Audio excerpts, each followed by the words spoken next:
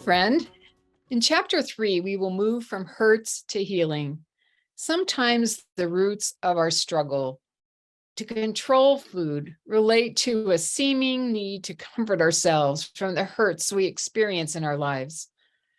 When I taught high school English, I'm sure I mentally told myself, oh, that was a brutal parent meeting. Where's the chocolate? The only way to break through from a victim mentality is to put Christ first. And after all, even though he was betrayed, wrongfully arrested, denied, and abandoned, Jesus' first prayer from the cross was, Father, forgive them, for they know not what they do. An interesting side story of Moses, his sister Miriam, and brother Aaron pops up in Numbers 12 as part of the Exodus journey.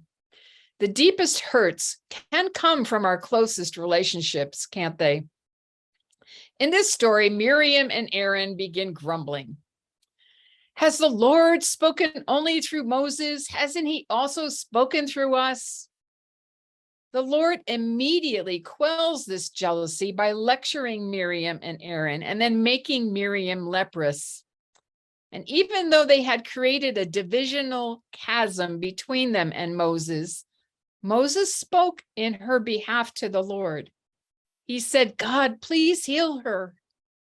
Clearly, Moses had forgiven his sister, but we can dig a little deeper to get greater context that may help us break through from hurt to healing. First, in a hurtful situation, it's helpful to identify the issue. Clearly here, it was jealousy with Miriam and Aaron. Jealousy is often the underlying issue when others say or do unkind things toward us. Then we can dig a little deeper. Second, we can try to understand the other person's perspective. Miriam was Moses' older sister. She played a large part in his rescue from certain death when Pharaoh's daughter swoops him out of the Nile. It was Miriam who arranges for their mother to nurse Moses. And if it weren't for Miriam, Moses might not have survived Pharaoh's order to kill all the young boys. Third, we can remember the facts, the situation, the history between the other person and ourselves. Aaron was also Moses' older sibling. Aaron was part of the Freedom Rescue Team when God called Moses to lead the Israelites out of Egypt. Aaron was actually Moses' mouthpiece, because remember how Moses said that he couldn't speak well. And so God said, I'll bring Aaron alongside you and he can speak. But as time progresses, we see in the scripture that we don't hear Aaron speaking anymore. Moses has apparently gained the courage and the confidence himself to speak to the Israelites. Aaron has pretty much been shelved in the operation. Listen to his and Miriam's words again. Has the Lord only spoken through Moses? Hasn't he also spoken through us?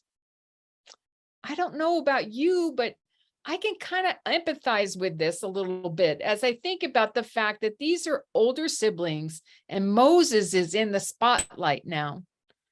Older people often feel shelved by a younger group, as though their previously tapped skills aren't worth anything anymore.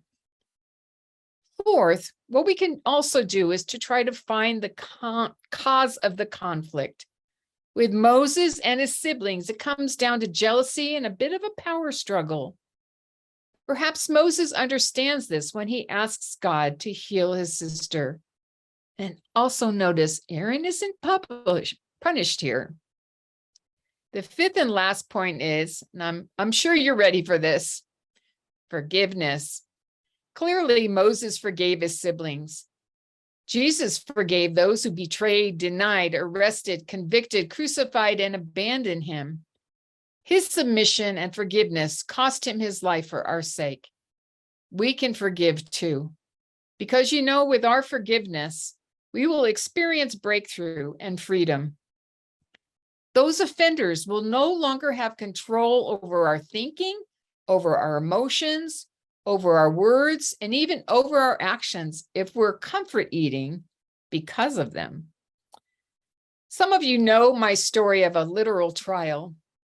In 2005, my rancher husband was convicted of 6 felony animal abuse charges relating to the deaths of 5 calves and an old bull who died in a 2-day blizzard on our ranch in the Sierra Valley.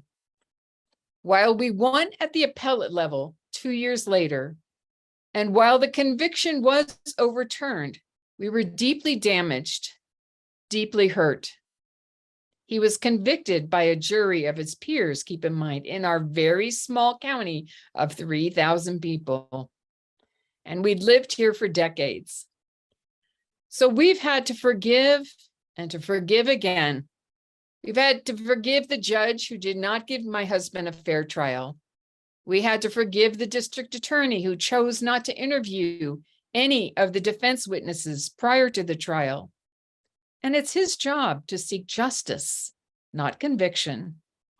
We had to forgive those jury members, some of who we knew personally.